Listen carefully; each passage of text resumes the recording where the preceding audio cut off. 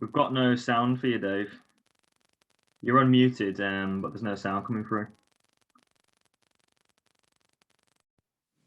That could be a slight technical hitch. There we go. Yeah. Oh, you can hear me now. Oh, that's good. Can you allow screen sharing, please?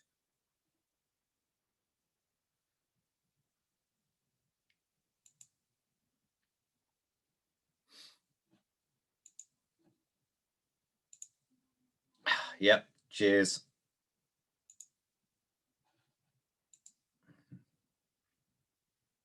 Okay. Hopefully you can all see my PowerPoint presentation now. Can you give us a nod, Ed, if you can actually see the... Yeah, we've got it, mate. That's good. Oh, cheers, thanks for that. Okay, so this morning I'm continuing on the broad theme which Graham introduced the other week, which is about God's love. And he talked about how we demonstrate God's love both internally within the church and then externally within the world. So I'm going to continue on that theme, and I'm going to start by just, oh, come on, change slides. Thank you. By reminding us of a vision that Lynn brought to the elders quite some time ago now, some months ago, on which we then shared with you at the time. And part of Lynn's vision focused on lifeboats, and the church being like a lifeboat. And so I just wanted to look at lifeboats in particular, and I've put up a few nice photographs of lifeboats in action, because lifeboats carry out a function, and that is to save lives. And we have two types of lifeboats in the world. You have those that are on a ship, and if a ship starts to sink, the lifeboats get used to save the passengers. And then there's those on land at the coast that set off from the coast to save people. And it's those that are based on land that I'm just looking at this morning, and all the photographs that you can see are of land-based lifeboats that when there's a need, they deploy from land, from the coast, and they go out into the sea. And these are sort of, they're run, staffed by the Coast Guard, and they go out in all weathers, and they have different shapes and sizes of boats. But the key thing about the Coast Guard is that they don't often get to go out when the sea is calm and the sun is shining.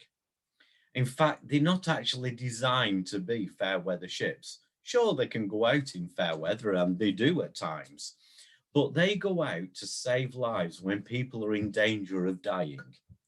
And often that is when the sea is rough. And I mean, you've got some pictures there of some nice rough seas, and those are not the sorts of conditions that you actually want to be out on the sea in. And their lifeboats are only needed because people need rescuing. If nobody ever needed rescuing, then we wouldn't need lifeboats. And that's because the focus of lifeboats and the lifeboat crews is on saving lives. And on a lifeboat, you've got a crew. That could be quite a small crew, such as in the picture in the bottom right-hand corner of the screen, which is an open boat one. That will typically have 3 to 4 people within that lifeboat. Or you have the bigger ships that will have typically 7 people, can be more, can be less. But everybody on that lifeboat has a job to do. And because of that, training and then ongoing training is absolutely essential, because everyone's not only got a job to do, but they need to know how to do it under extreme pressure. It has to be second nature to them so that they can do their job automatically. There's no luxury on a lifeboat. They are not designed to be comfortable pleasure cruising vessels. They have a different function. There are obviously different levels of comfort. If you're on one of the bigger boats, then you do at least get to spend some of your time inside, sheltered from the waves. Whether if you're in an open boat, like the one in the bottom right-hand corner, that you are just getting wet.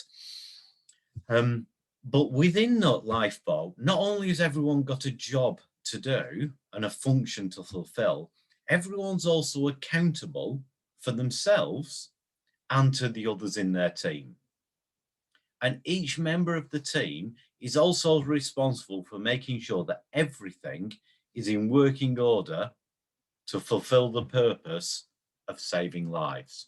And this goes back to the training, that people need to know exactly what their role is, they need to know what to do, and they need to know how to do it in extreme pressure. To do that, there's got to be a level of both physical and mental fitness. You've got to have that physical fitness to be able to do the job in the middle of a raging storm. But you've got to have the mental fitness for exactly the same reason. That often you can be far from land, you can be in danger, and you therefore need that resilience to keep focused and fulfill your role. And when lifeboat crews go through training, the slogan for the training is turning our volunteers into lifesavers. And that's what lifeboats are about, and that's what a lifeboat crew is about. So moving from that, I'm going to read now from 1 Corinthians.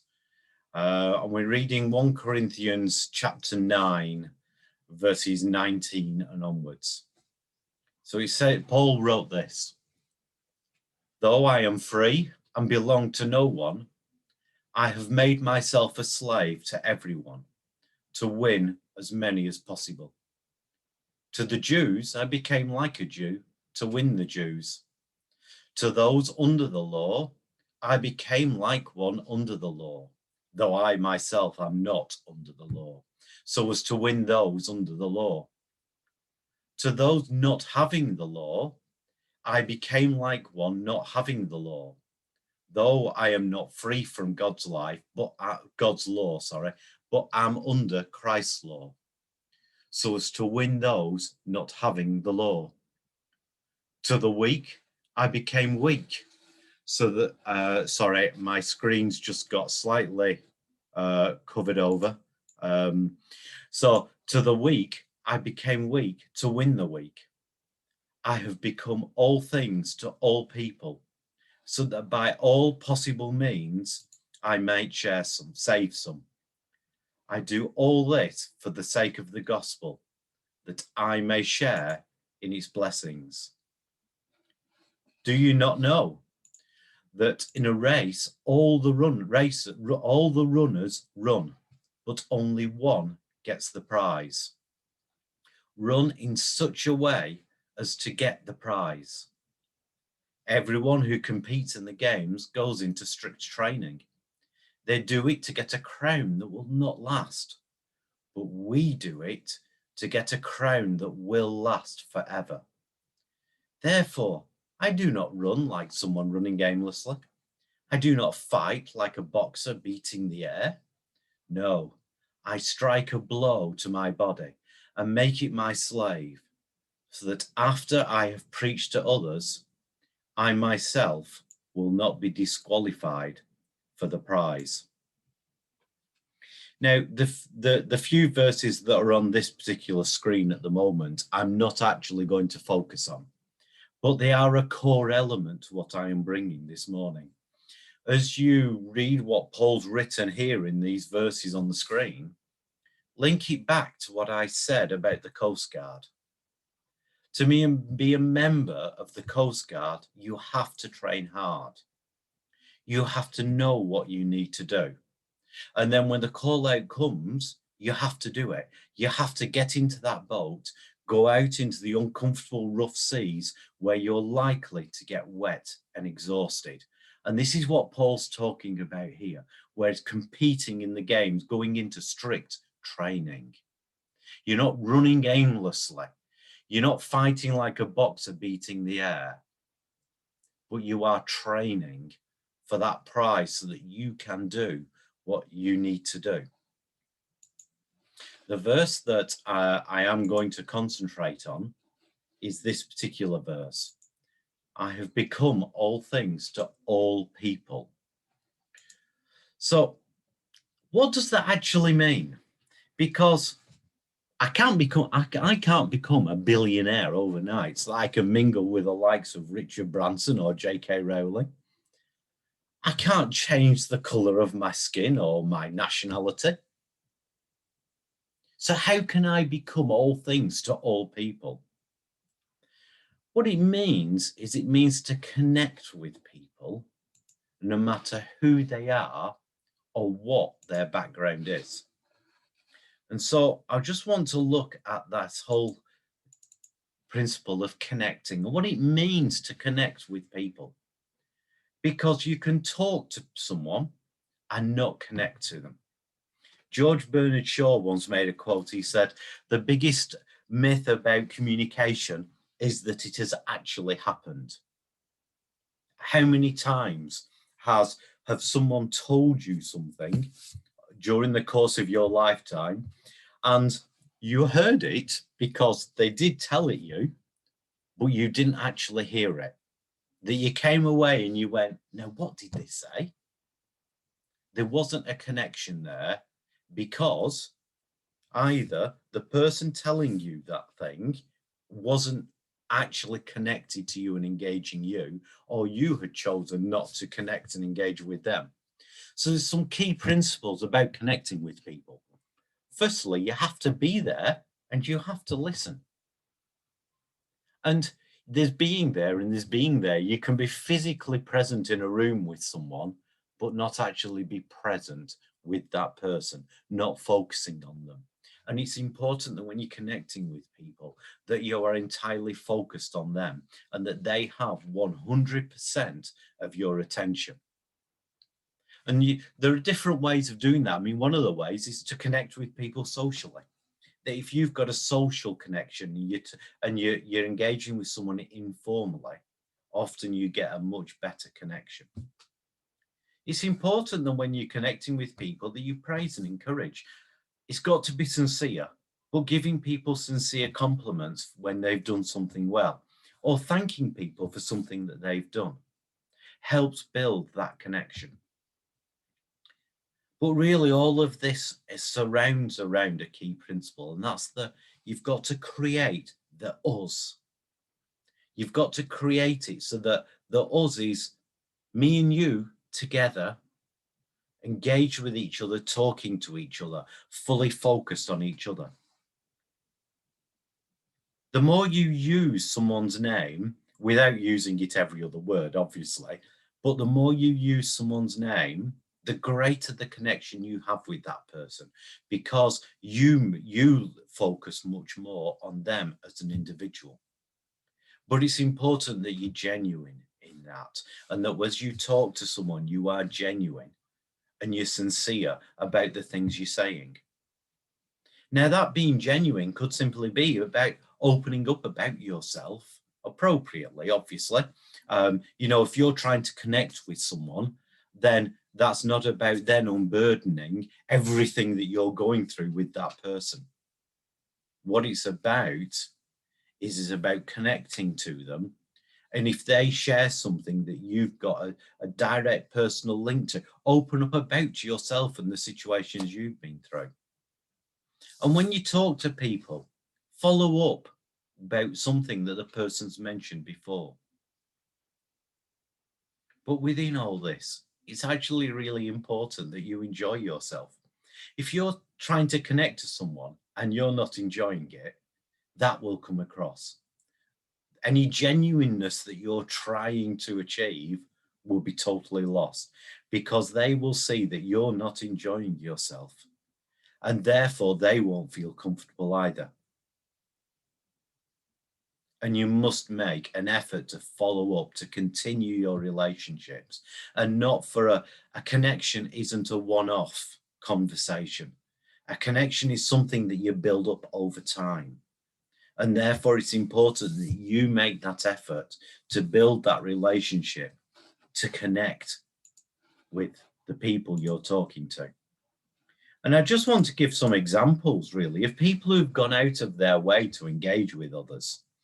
And I mean, I'm doing a bit of history here because both of the people that I'm referring to here, neither of them are with us any longer. And many of you may not have heard of John Smith. He was quite an incredible guy because he could connect with people in a lot of different contexts. His funeral was in 2019, and some of the tributes that came, there was one tribute that I'm just going to quote because it really summed up how the guy could connect, and that the tribute was saying how he could connect with people in totally different contexts, whether it be in a smoky clubhouse bar, backstage at a rock and roll gig, or in the corridors of political power, a chapel pulpit, a street corner talking to a complete stranger, sitting amid indigenous communities, engaging in academic dialogue, or crying in the pouring rain at a graveside. John Smith was a guy who knew how to connect with people. But his driver was that he was passionate about social injustice and reaching out to the poor and the marginalized community. And his key thing that he did was he was a biker. And so he set up what they call a patch club. And these are you'll have come across, you may have even seen, motorbike gangs where the Hells Angels are the most famous one. They're patch clubs, and he set up God Squad with the patch that you can see on the screen of that cross there. And you know what? At his funeral, patched members of rival outlaw clubs, and we're including the Hells Angels, the Bandidos, the Gypsy Jokers, the Coffin Cheaters, the Rebels, the Immortals. They all came together. And even though many of them will never have darkened the door of a church, never of them will have even dreamt of being in the same room as their rivals, but they sat there in their hundreds. They listened to tributes to the man, John Smith. They sang hymns and worshipped God, and they heard and were moved by testimonies of what God had done through missions both local and international. And that's because that guy had a passion, and he used that, and he developed his skills to engage and connect with people. Mother Teresa, I'm sure you've all heard of. I'm not going to I will attempt to pronounce her surname, but I'm sure I'm going to get it wrong. Mother Mary Teresa Byaxiou. I mean, she became honored within the Catholic Church as Saint Teresa of Calcutta, but she was an Albanian Indian. She was a nun and a missionary. She was born in Skopje, which was part of Kosovo. Now, Mother Teresa, as of her birth was so long ago. This was when Kosovo was part of the Ottoman Empire. But she lived in Skopje for 18 years, and then she moved to Ireland and then to India. And it's in India where she lived most of her life, and she became famous. And she became famous because of her passion, her care for the hungry, the naked, the homeless, the blind, the lepers, the cripples, all those people that were unwanted, unloved, uncared for, that basically the marginalized of society, that society did not want to know, and that were society shunned and had become a burden on society. Let's be frank, that's how these people were and are viewed. But Mother Teresa devoted her life to these people because of a passion that she had. And she used that passion to connect to people and to make a difference in their lives. But when you are engaging with people, and particularly amongst the marginalized people, the question that we have to ask is, do the ends justify the means? Well, the simple answer is no. I mean, Romans 6, verses 1 to 4, Paul wrote this. He said, "What shall we say then? Shall we go on sinning so that grace may increase? By no means. We are those who have died to sin. How can we live in it any longer? Or don't you know that all of us who were baptized into Christ were baptized into his death? We were therefore buried with him through baptism into death, in order that just as Christ was raised from the dead through the glory of the Father, we too may live a new life." We have to live a life that is holy. Just because we have been forgiven by grace does not mean that we can then do whatever we want. Just if we take the extreme scenario as an example, you don't start taking drugs so that you can meet with drug addicts. The God Squad Patch Club that John Smith set up outwardly might have looked like all the other patch clubs, with the exception of the cross as their emblem, but they couldn't behave in the same way. They have to live according to the law of the land and God's law. And some of these patch clubs have a loose moral code when it comes to sexual morals, drugs, and crime. The God Squad cannot do that. They must show a different way of life as they bring God's grace into the lives of outlaw bikers. So, what can you do? The answer is, put yourself in someone's shoes. I read these few verses at the start, where Paul wrote, "To the Jews, I became like a Jew to win the Jews. To those under the law, I became like one under the law, though I myself am not under the law. To those not having the law, I became like one not having the law, though I am not free from God's law, but am under Christ's law, so as to win those not having the law. To the weak, I became weak to win the weak." If you want to minister to the Jews, then don't start by offending them and eating a bacon sandwich. You have to embrace their culture without compromising God's law. I remember once listening to John Smith speaking on this subject, and he was relating to how he had been trying to connect with one particular patch club who were very closed and did not engage positively with anyone who was not part of their group. And he'd had months and months of trying to break through and get them to accept him. And after months of planned accidentally bumping into them and engaging with them, one day the leader of that group came up to John and kissed him on the mouth. And I don't mean a peck on the lips, I mean a full-on kiss. And I remember John saying that his natural reaction was revulsion and to pull away, but he had to fight against that and go with it, because to have done anything else would have been an insult to the leader of that group and undone all the months of hard work. From that moment on, John and his group were fully accepted, and they were able to freely share God's love and grace to all the members of that patch club.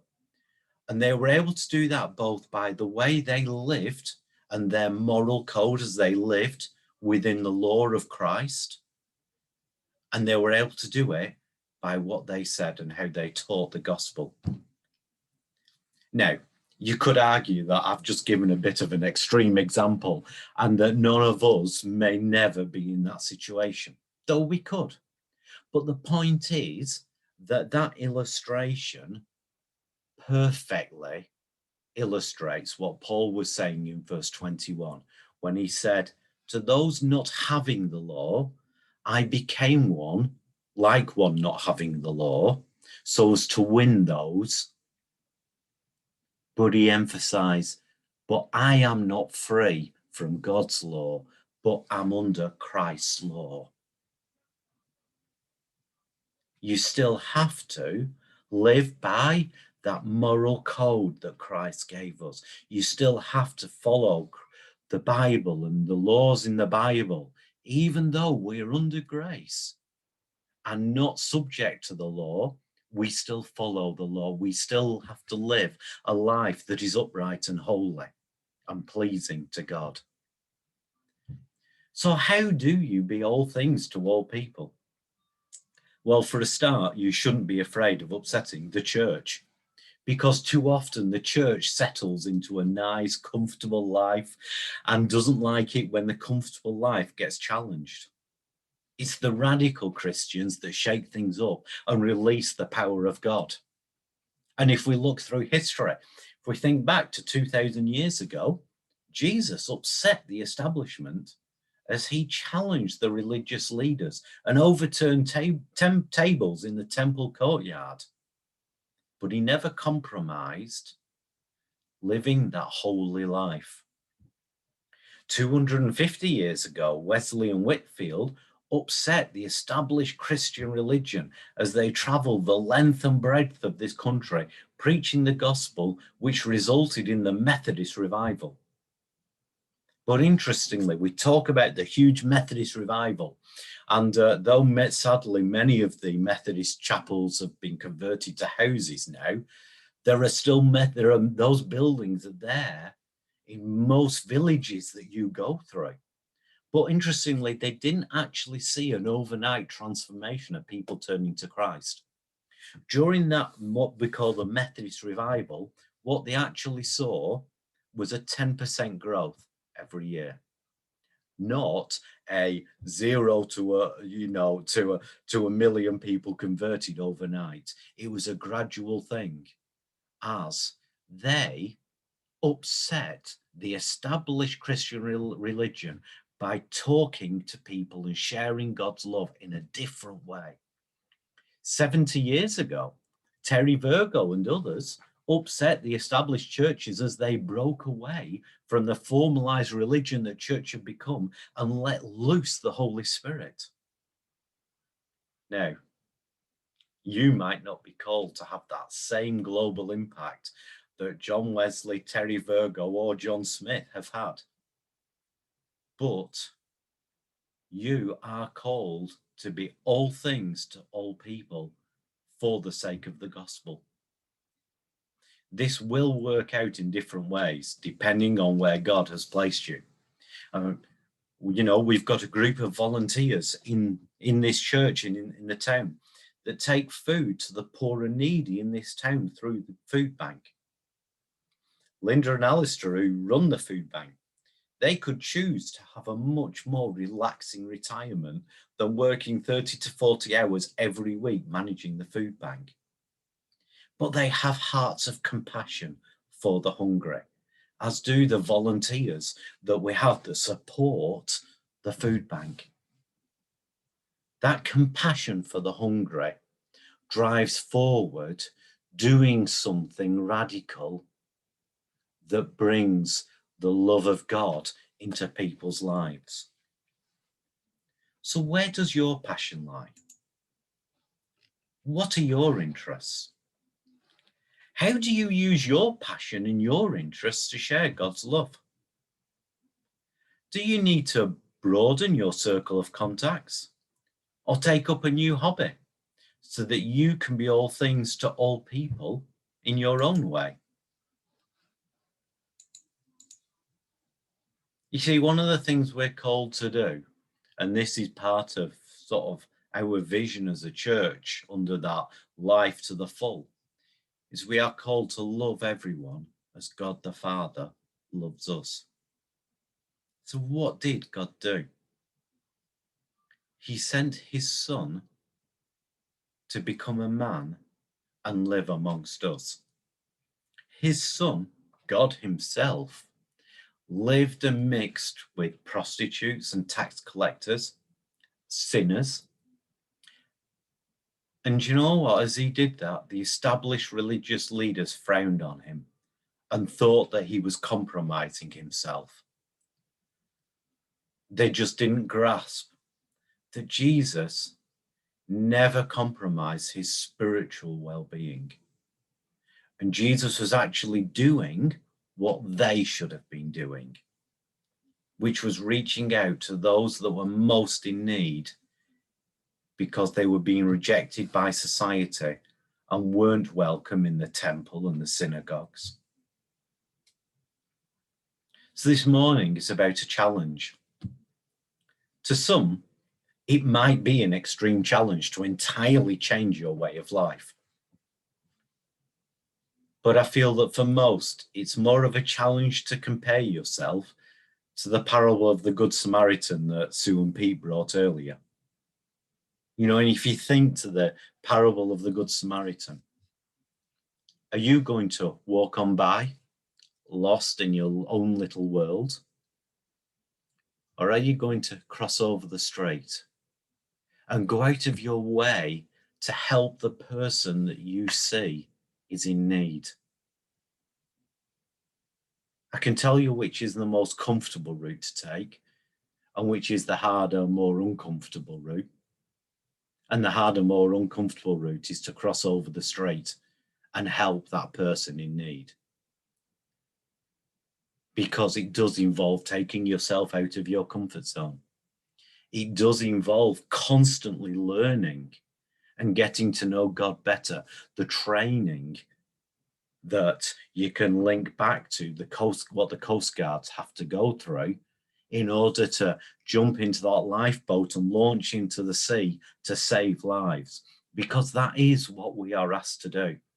We are asked to get into the lifeboat, to go out into the rough waters and to save lives.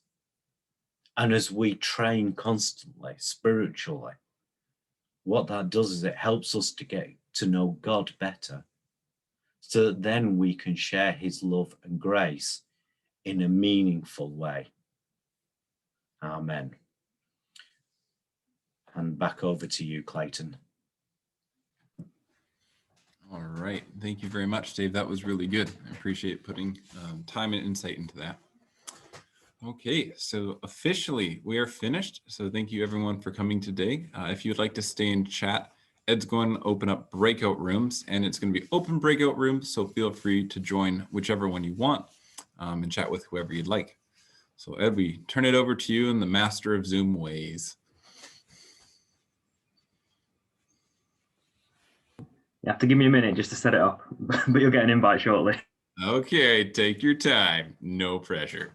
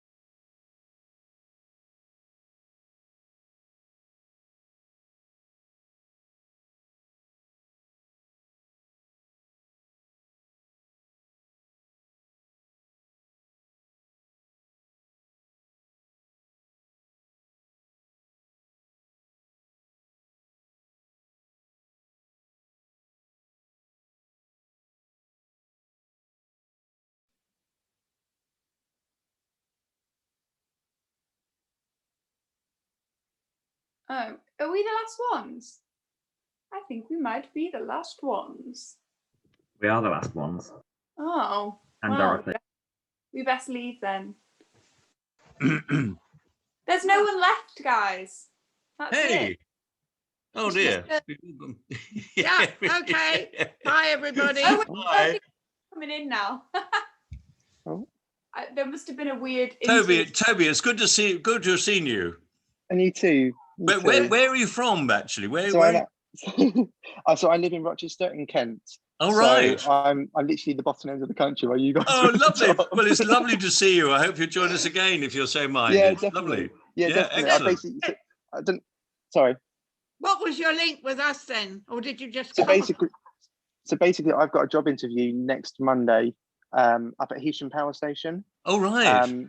So I'm looking at, if I get it, I'm kind of reconnaissing the area and churches and stuff. Yes. So yeah, I'm really, really excited.